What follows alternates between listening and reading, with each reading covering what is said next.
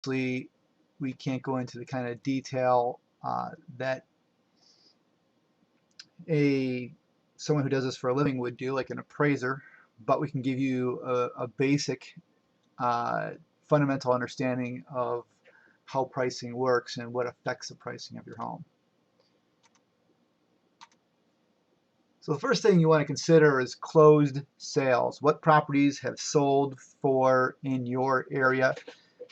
If you are selling a unit in a high-rise building, you want to stay within the same building within the last 6 months is ideal, and ideally in the same tier. So if another if 1201 sold and you own 1101 and 1201 sold last month, that's the ideal comp. And in the sale of that unit will be weighted toward uh, the value of that sale versus anything else.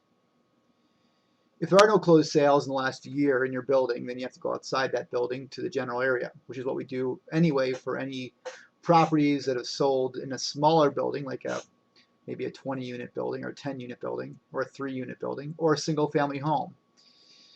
With smaller buildings like single-family homes and smaller condo buildings, we generally select either the town itself or maybe a 6-block radius is usually more ideal to capture the location better, because the closer it is to you, the closer in location the closed sale is to you, the more relevant it is, and that's a key factor.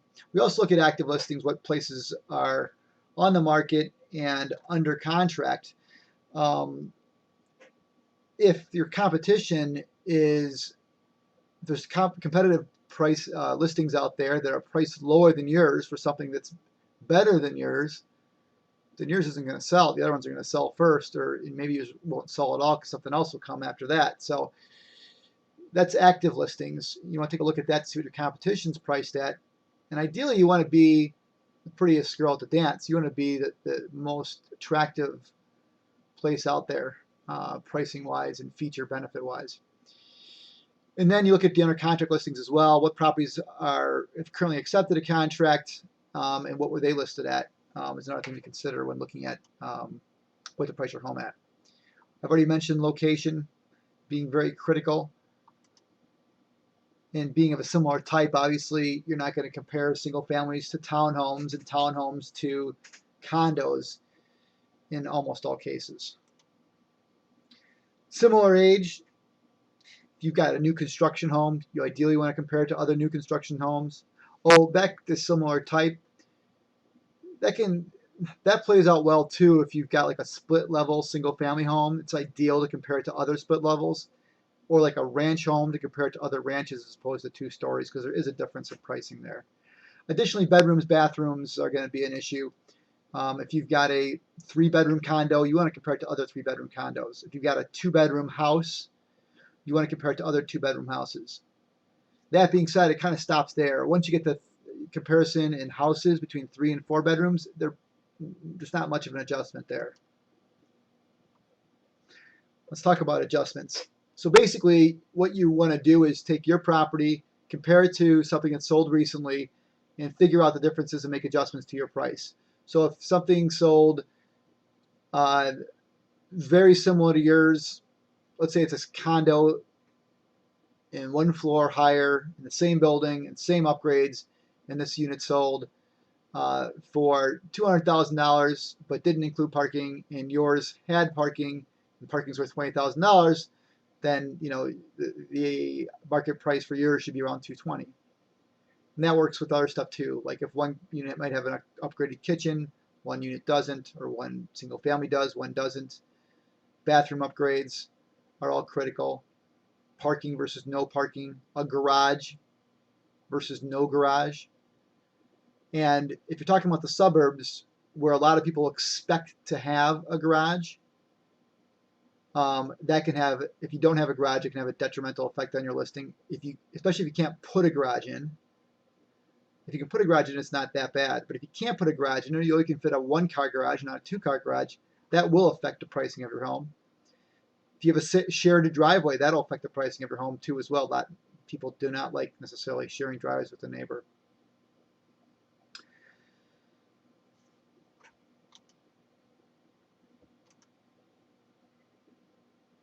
Other things that can affect your pricing of your home, obviously, is square footage.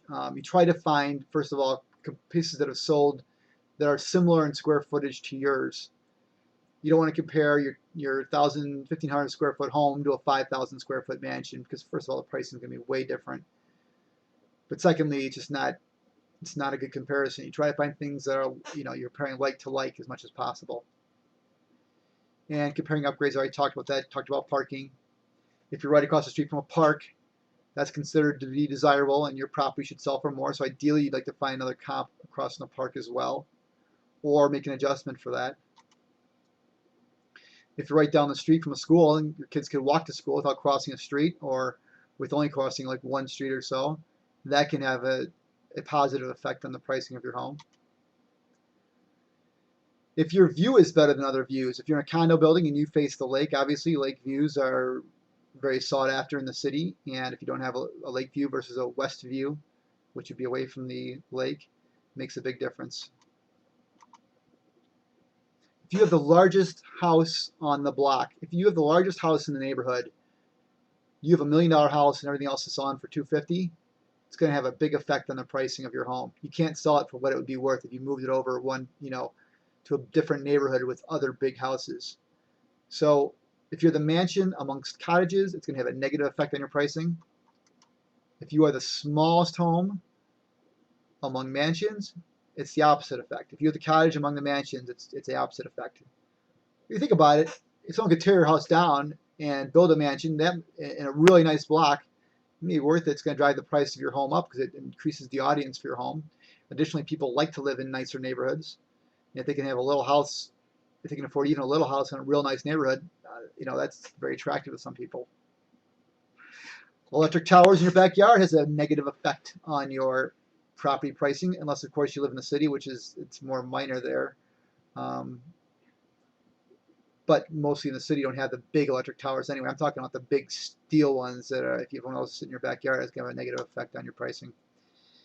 Water tower would be the same thing. If you have a big water tower view out the back of your house, if you look out the back of your window and you see Stickney Water Tower or Downers Grove Water Tower, that's going to have a negative effect.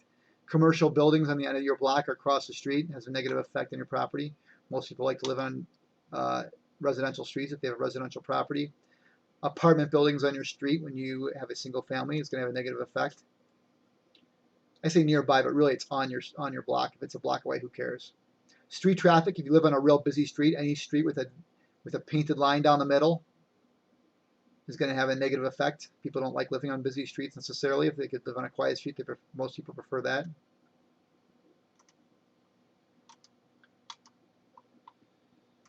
Yeah, I think that's it for now. I mean, there's other adjustments for sure, but the best thing to do in pricing your home is to request from us to get sold homes sent to you and potentially get on a feed for new listings coming on the market and ones that go under contract. So you can track the market and be able to adjust your strategy accordingly. If you have questions on this stuff, you can send an email, probably is the best thing to do, to sales@bergproperties.com. We can give you a couple of tips and pieces of advice, but we can't spend a long time figuring out and recommending a price. We can't spend 40 minutes on your listing trying to figure out what your price should be. That's a kind of a paid for activity. You just can't afford to. The kind of prices we charge for this kind of listing, we just go broke. So anyway, hope that helps. Thanks so much.